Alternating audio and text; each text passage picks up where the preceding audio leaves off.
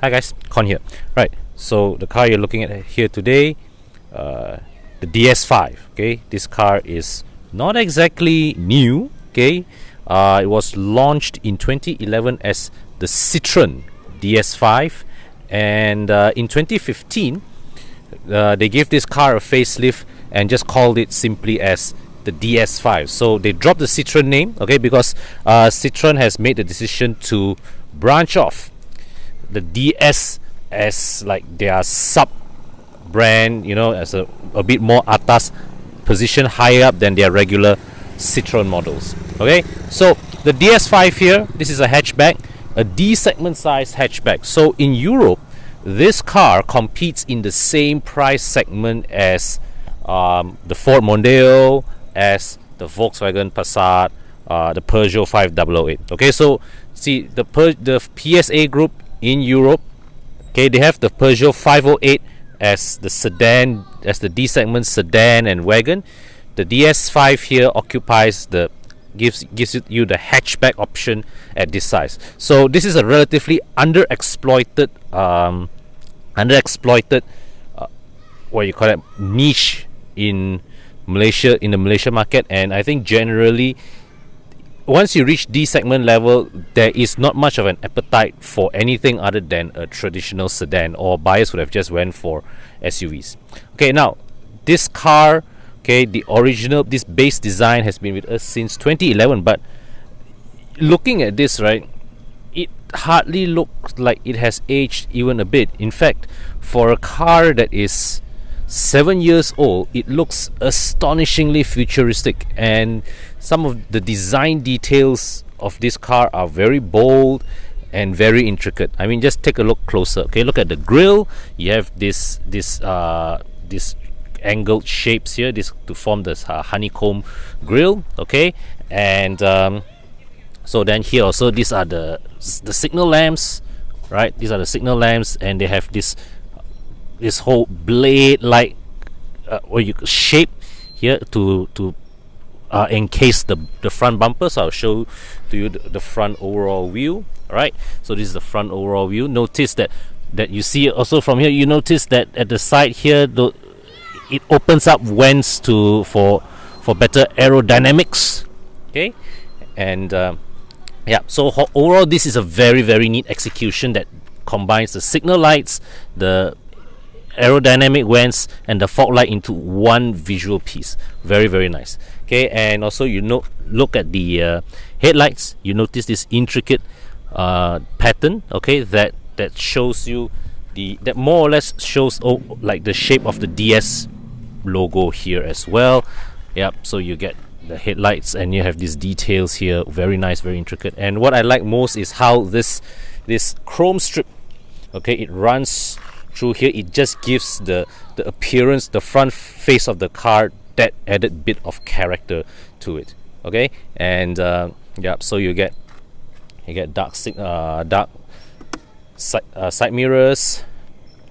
Okay, another chrome strip running at the lower edges of the door.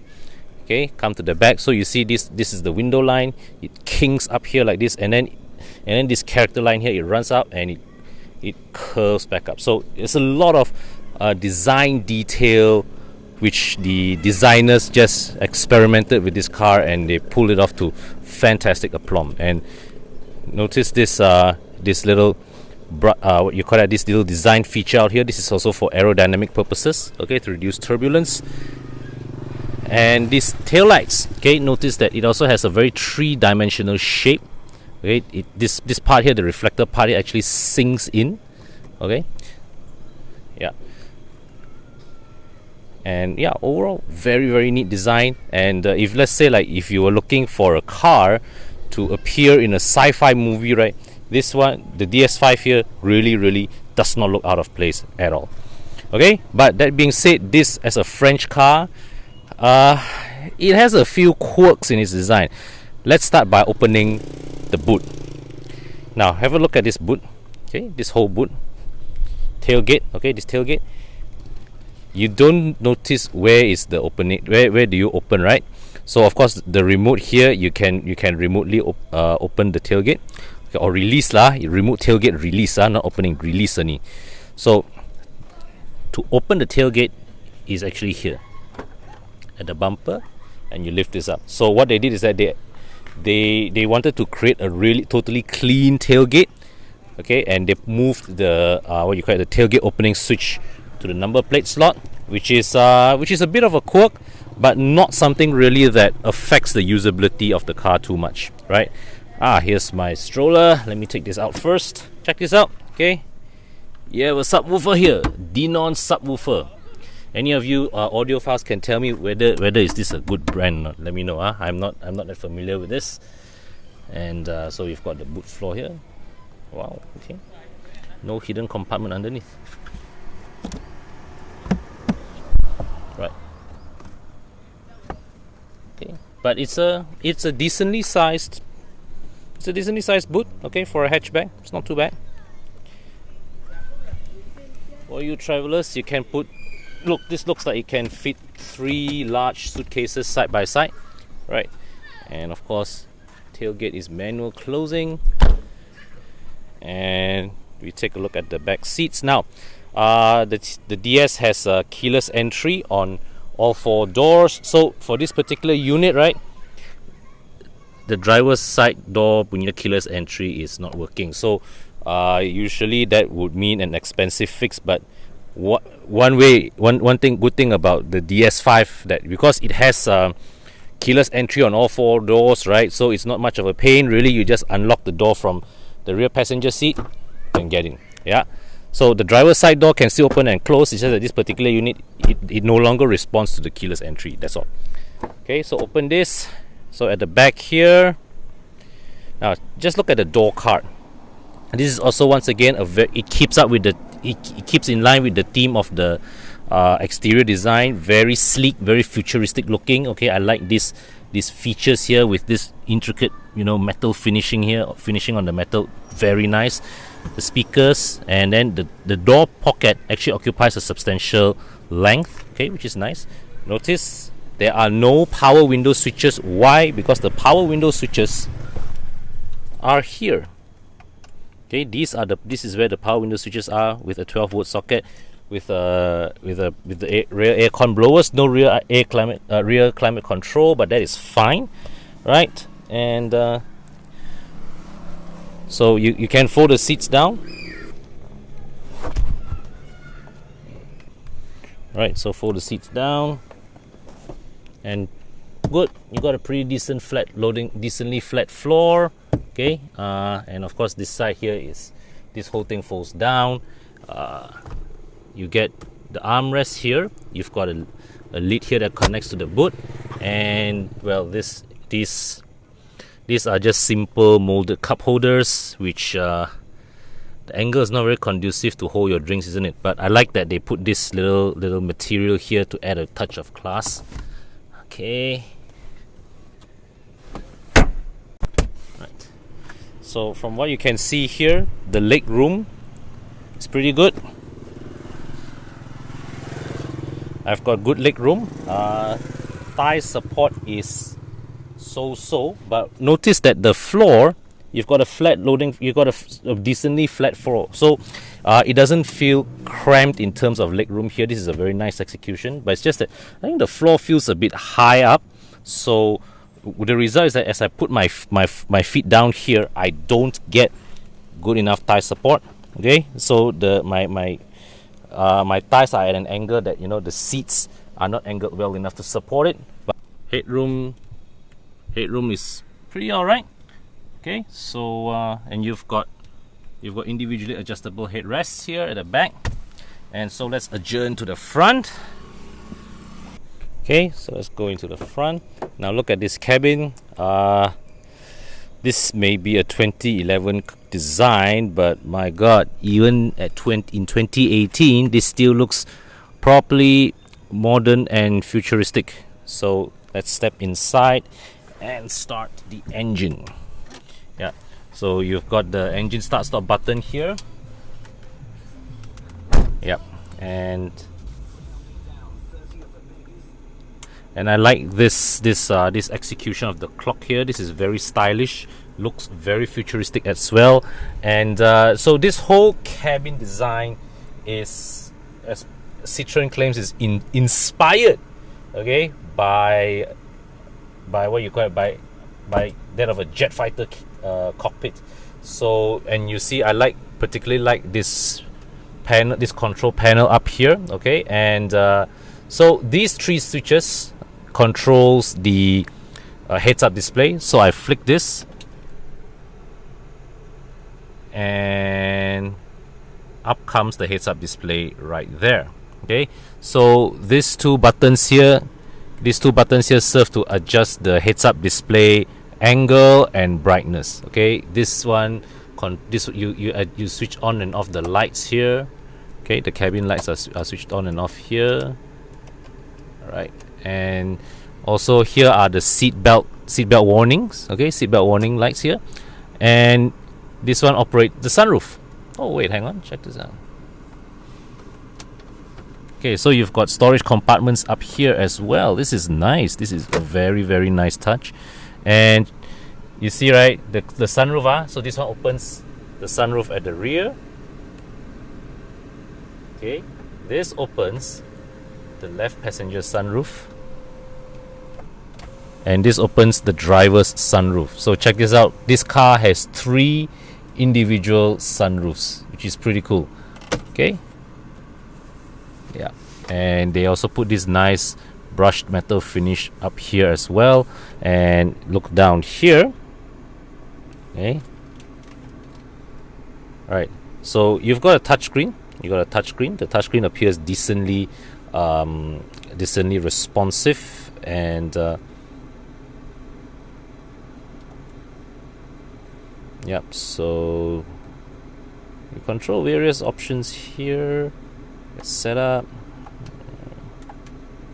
Okay, and of course here, dual zone climate control. These switches also have very, very good tactile feeling, and yeah. So this one controls the fan speed. It's actually a very simple set of controls. These are very standard stuff in this price segment, but what I like is Citroen has put in the effort to execute it in a manner that highlights a totally different level of style that we have not seen before in this price segment. Okay, and here, so this is the gear lever. Now the gear lever, actually, you see, even though it actually follows that of the design of the gear lever seems inspired by that of a joystick, of an aeronautical joystick, and it is the gated type design. So it's one that you move like this, right? And let me just show you. So oh yeah, this one, I think this mechanism is a bit wonky. So this is the ashtray with a cigarette lighter. Now at one glance, right, this is simultaneously the best looking and least practical center console in the business. I mean, I like this metal finish here is nice, and I like this flick up switches. These are the power window switches, by the way. So front passenger, rear left, rear right, driver switch, driver door. Okay, yeah, and all have auto pinch, auto up down. But seriously, this slot, you can't even fit a touch and go card in here, let alone your high-end phone or your smart tech. So this is nice looking. This whole center panel here is gorgeous, but at the same time bloody useless. Okay, here's the glove box.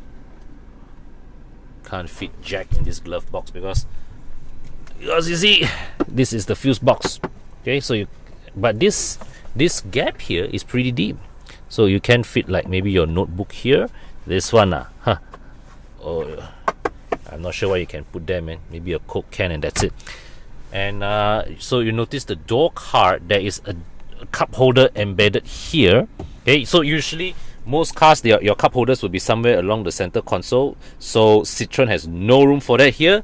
They decide to put the cup holder right there at the leading edge of the door. Okay, and so this center console box here is a 2-layer center console box.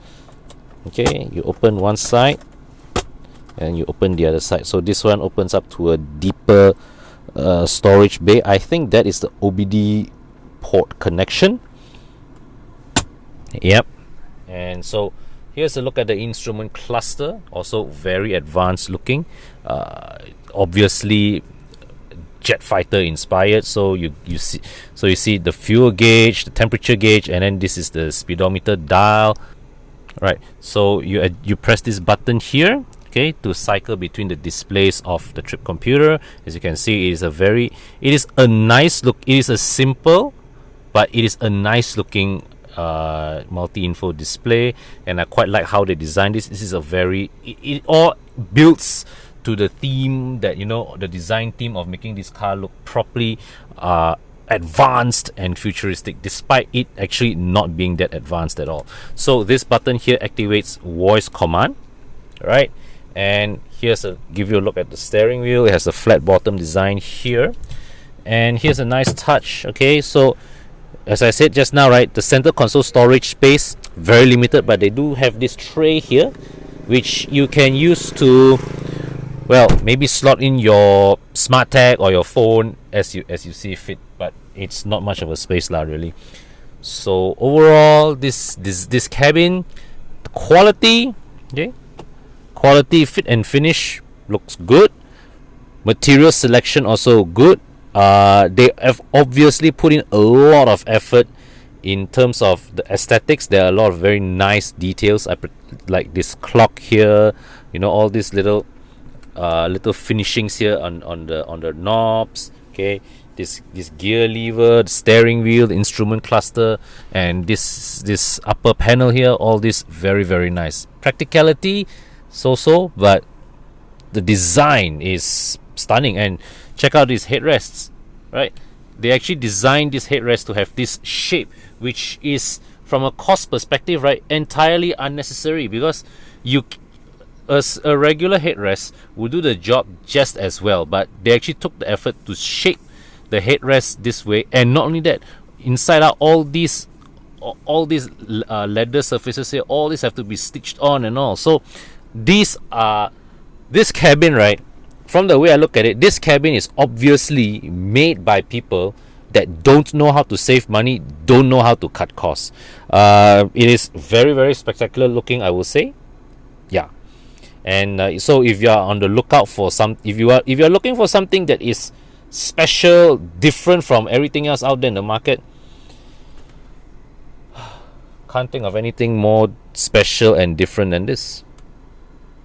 So the driving experience of this car, decent, okay, good, nothing bad to pick about, but definitely not as exciting as the car's appearance lah. Okay, when you talk about French cars, particularly you talk about Peugeot and Citroen vehicles, you're always, you know, they're always well known for their ride comfort.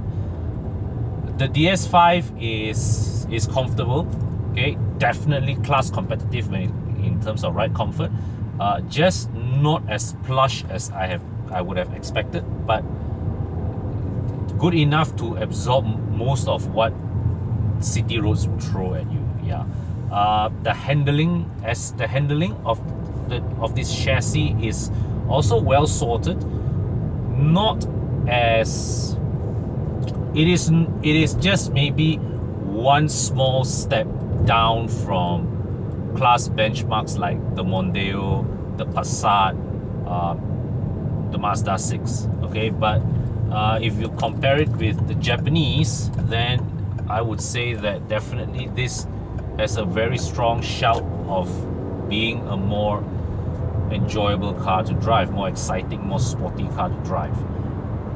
The engine, okay, this 1.6 liter engine from the Prince family is very familiar to us, okay, because you know the PSA group as well as previous Gen Minis have used this engine for a good number of years now.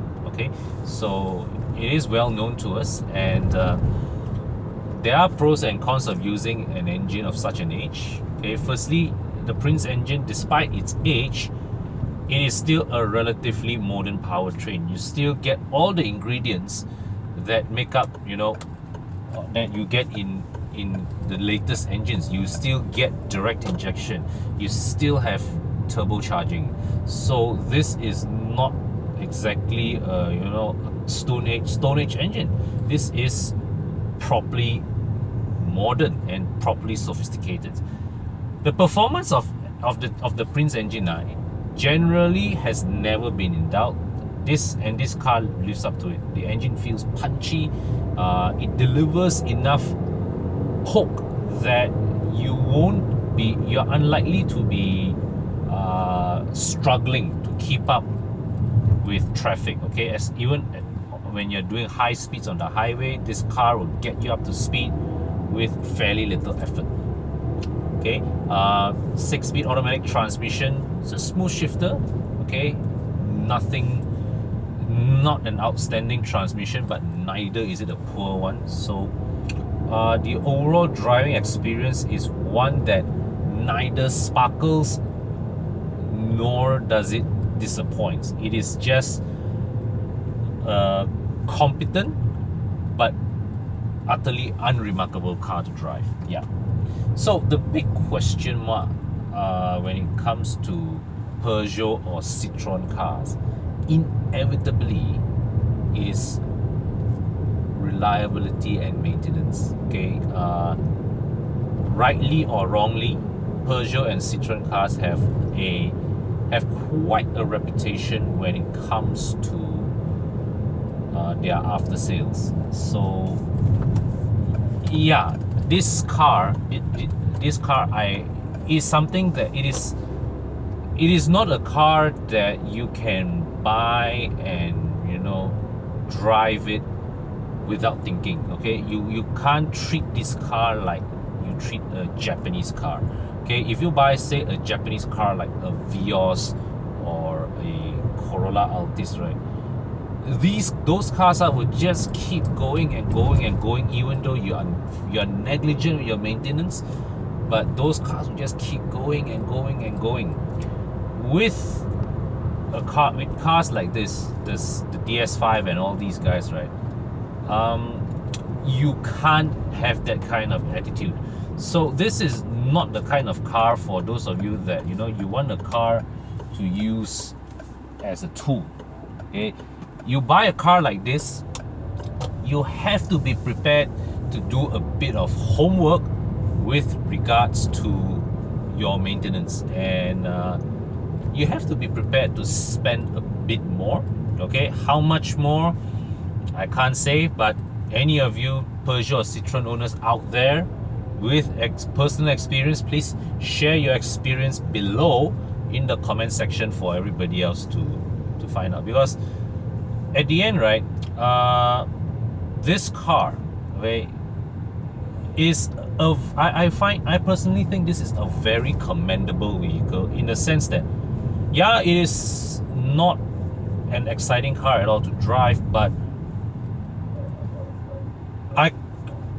I respect the fact that despite it being a 7-year-old car, and in many brands a 7-year-old car is an end of life cycle car, but this car looks convincingly modern and new enough that, and somebody without knowledge of cars, right, can easily be persuaded to say, oh, this car was launched yesterday.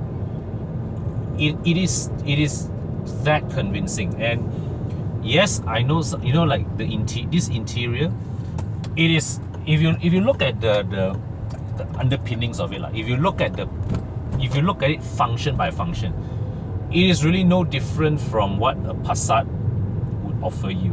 But they took the effort to arrange everything in a way that makes it look and feel futuristic, and you got to appreciate effort like that. Okay, I mean, who the hell designs a car with a sunroof for a driver and passenger? I mean, for what? This kind of things add cost, and this panel up here is something that is entirely unnecessary, but it is there and it looks fantastic. So the DS5 is not a car that you really recommend as a rational choice, okay? But if you are someone who admires good design, okay, you like the intricacies of design, you like to admire small little details, this car has plenty of these little touches that surprise and delight you all the time, right?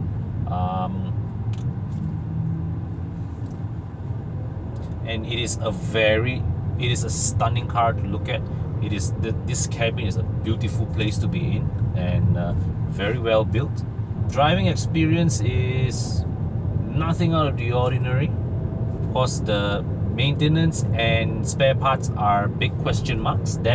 For that, I invite anybody with prior experience to share your story with us in the comment section below. Okay, it is true that for 200,000, for the same amount of money, right, you can put yourself in a BMW F30 318. Okay, but think of it this way also. Such is the popularity and success of the F30 3 Series is that these cars are now everywhere on Malaysian roads. You turn one corner, there's one F30 there. You turn another corner, another 2 F30 parked there. On the highway, easily 3 or 4 F30s you will encounter in a 5-kilometer stretch. But this is unique.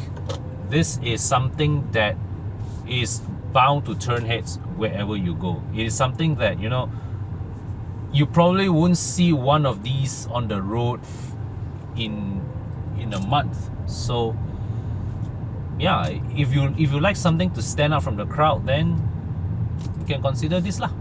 Okay, it's not easy to own and maintain, but it is assuredly unique. Right, so share with me your thoughts in the comment section, and until my next video, thanks for watching. Bye for now.